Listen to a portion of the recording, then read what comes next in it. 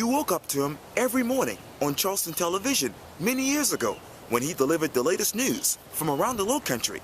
And now, Bill Burr is back on Charleston television reporting the latest news at 6 and 7 here at Channel 4. I had a chance to talk exclusively with him for the special edition of Quintin's Results. You know, Bill, may I say that this is finally a great time to see you, because I know I've been trying to get you for months and you've been extremely busy. So tell me, how are you? Doing great. I apologize for being so busy. I've only been here for a couple of months, so I've been working a lot of hours here at ABC News 4. And in my previous job, I was working at Benefit Focus, a software company on Daniel Island. That's right. I was working a lot of hours there too, and I was open on the weekends, but I know you're busy too. So I certainly wasn't trying to avoid you. No, don't worry about But I that. was trying to squeeze in that job and now this job here, but this worked out very well today. And speaking of which, you have been here since December. Tell me, how's the job going so far? It's going great. I'm having a great time here at ABC News 4 and covering a lot of general assignment stories, news throughout the community, whether it's crime, whether it's politics, Sure. a little bit of everything. And it's going very well. I anchored the newscast this past weekend, and I haven't anchored a newscast since I left my previous job in July of 2012. So that was challenging, but it was fun, and there's a great group of people here at ABC News 4. I'm having a great time.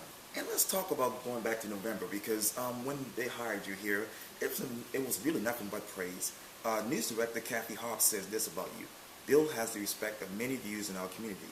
With 20 years of experience in the news business, he will make our solid reporting staff even stronger. Then, of course, General Manager Suzanne Teagle said this about you: we are thrilled to have Bill join the ABC News family. He is a familiar face around Charleston, he knows the community, and has a great work ethic. He will bring our views to stories that matter. Tell me, after being out of the television news business really for 2 years, what was it like to get the call from Channel 4 and say, hey, we want you? Well, it's very humbling, because when I left my previous employer, which was Channel 5, I didn't think I'd get back into television again. I was kind of burnt out on being screwed over. I think that I got a raw deal, but my contract wasn't renewed in July of 2012, and I was never given really a good reason why my contract wasn't renewed. So that's why I just wanted to get away from television, and I struck up a relationship here with friends at ABC News 4. They needed some part-time help last summer, and so that's what I did. I just started doing some work part-time here on the weekends on a freelance basis whenever they needed me, and that just kind of opened up the floodgates then, and it opened up the lines of communication, and they were calling me, and I was talking to them, and it just seemed like a perfect fit, and the timing seemed really good also. And there's just a lot of opportunities here at ABC News 4. When I left my previous TV station, I never thought I'd get back into TV unless there was a great opportunity, and this ended up being a better opportunity than I had hoped for. And after being at that particular station for really almost 10 years, what was it like to get the news that your contract was not renewed?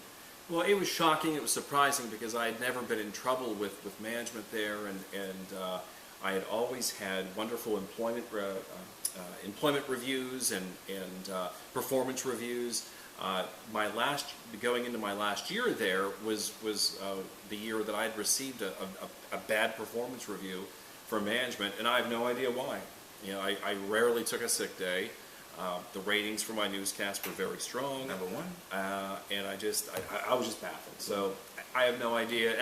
It hurts you whenever you put your heart and soul into something that you care about, and just to be thrown to the wolves and to be kicked to the curb like that.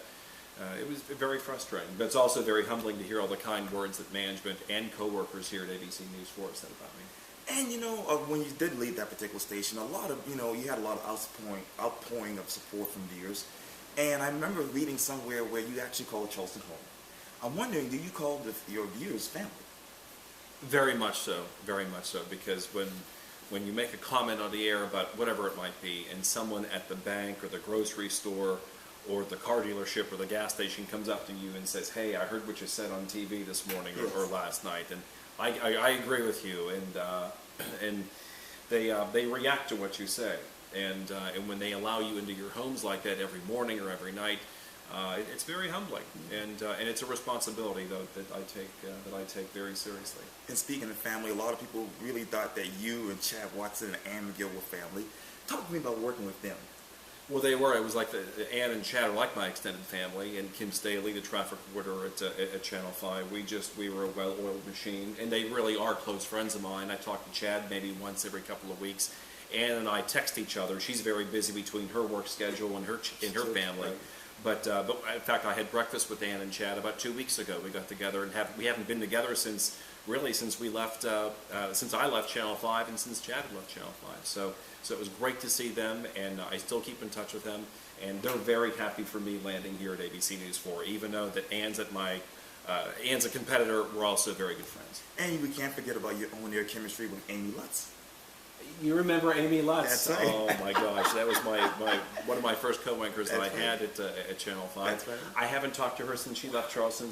It's been a couple of years, but she's doing well from what I understand. And I wish her well. She's now working as an anchor at the Fox affiliate in Harrisburg, Pennsylvania, back in her home state, which is my home state too. And let's walk down memory lane, because you were once a reporter at WXII in Winston-Salem. Put on your memory hat and talk to me about your memories there. Well, I worked at WXII as a freelance news reporter in a similar situation after what happened to me at my other employer up there in Greensboro, which is the same TV market. I was at WFMY. I was there for 3.5 years. Similar situation would happen here at Channel 5. My contract wasn't renewed. Okay. No reason was given. And so I was out of work for a month, and then WXII, the NBC affiliate, called me to do some freelance work with them. And I was there for 6 months before I got the call to come to Charleston. And you're no stranger to South Carolina, because I understand you actually worked at WBTW, same station that Dave Williams worked at. Exactly. Dave Williams, the chief meteorologist here at ABC News 4. We've kind of followed each other here. We never actually worked together until now. We worked at the same TV station at one point, right, in Steubenville, Ohio. That's right. And then at WBTW up the highway here in Florence and Myrtle Beach. So we haven't crossed paths up until now. We have a similar past, but Dave's a great guy. It's good to be working with him. He is, really is. And isn't it true that your first broadcasting job was as a disc jockey in West Virginia? Right. I was an overnight disc jockey for an adult contemporary radio station in Wheeling, West Virginia. I did the midnight to 6 a.m. shift before radio stations became automated. And I would do midnight to 6 a.m. and then I would drive back to my college, which was a half-hour away at Bethany College in Bethany, West Virginia, go to classes for the morning, sleep in the afternoon, wake up and have dinner, try to do some homework, and then go back to the radio station. Wow. And let's talk about college, because I'm wondering, who was Bill Burr as a college student? I was a geek. I rarely had a date. I pretty much lived at the college TV and radio station, but I had a lot of good friends. I pledged a fraternity and still remain very close friends with a lot of the guys in the fraternity. And it was a mostly good experience. I was at Bethany College, which is a small private college in Bethany, West Virginia, about an hour southwest of my hometown of Pittsburgh. And I want to go even further back to Keystone Oaks High School. Oh my goodness, you're really going far back. That was my alma mater in Pittsburgh, Keystone Oaks High School. And a little known fact, Terry Haas, she and I graduated from Keystone Oaks High School together. Oh, wow. Terry Haas works on HGTV. Right. She does social media here in Charleston. She works with the real estate industry, and she lives on Daniel Island. And Terry and I go back a long way. And let's talk about growing up in Pittsburgh. What was that like? It was great. I had a wonderful time. My brother and I always joke, we kind of lived the Leave It to Beaver life, because we came from a great, solid family. We lived in a safe neighborhood. We had wonderful friends, and all my family was nearby. It was a safe community. There were no problems. I went to a Catholic school in grade school, and then I went to Keystone Oaks, which is a public high school. Right. So it was a lot of fun. It was tough leaving, but I knew that I was going to have to, so I could pursue my TV news career. Well, quickly describe to me the following in one word: the Pittsburgh Steelers.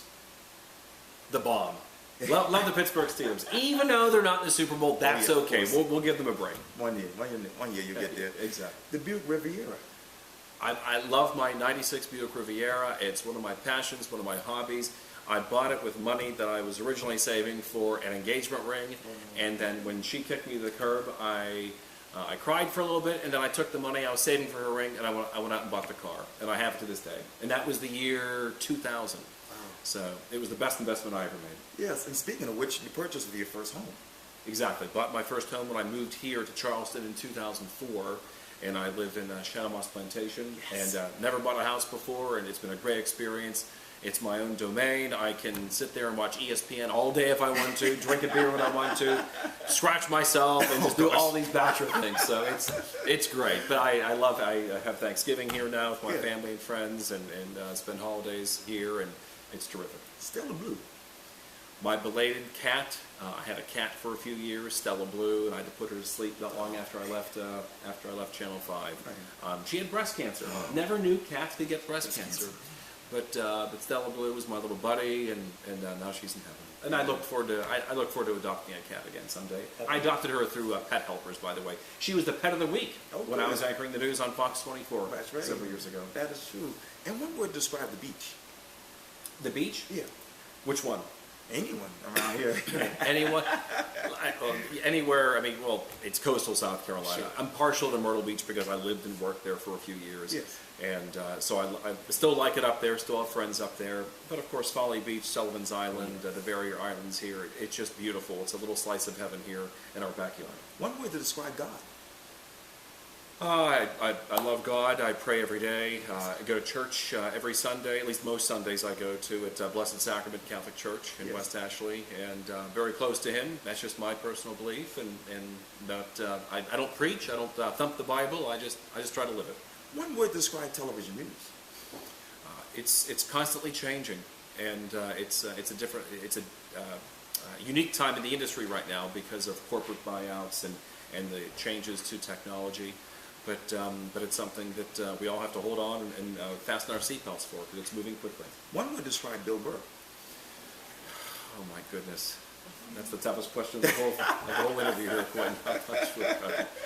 Simple, humble, fairly quiet. Even though I live my career in front of in the public eye, I'm pretty private. One word to describe your future. Promising. I have a lot of great things on the horizon here at ABC News 4 and in Charleston. Like I said, I'm committed to staying here. I hope to stay here.